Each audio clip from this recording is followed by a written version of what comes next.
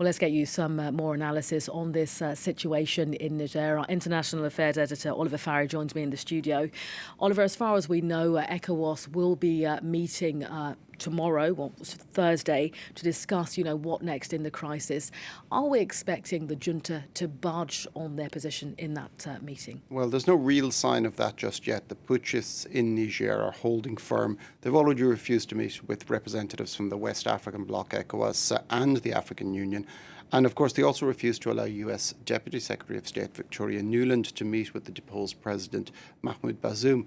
Now, the junta leaders say that it's not safe for an ECOWAS delegation to visit Niger given popular anger at the sanctions that have been slapped on the country in recent weeks. Now, there's no real way to verify that, even if it's certainly true that there are quite a few Nigerians who do support the coup d'etat.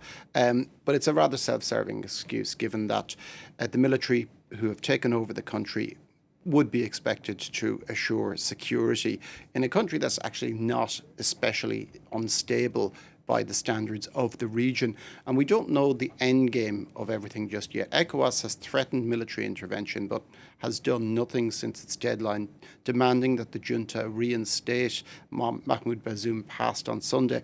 Outside of Niger, most parties want to prioritise the diplomatic route, as US Secretary of State Antony Blinken told our sister station RFI yesterday, but the sanctions are likely to remain in force as long as there's no response from the junta.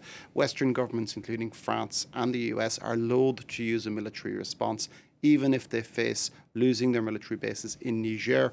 ECOWAS is not quite as delicate because following coups in Burkina Faso and Mali in recent years, there's probably a worry of contagion in the region. Nigeria in particular has been very strong on this. For now, though, all parties outside of Niger, including ECOWAS, are being cautious. Inside Niger, incidentally, there could be some movement with the announcement today by a former Tuareg rebel and government minister, Rissa Ag Boula, said that he was forming a so-called Council of Resistance for the Republic to reinstate President Bazoum, but we'll have to see what happens there. Indeed. Of course, as you say, Oliver, that meeting set for Thursday amongst ECOWAS leaders.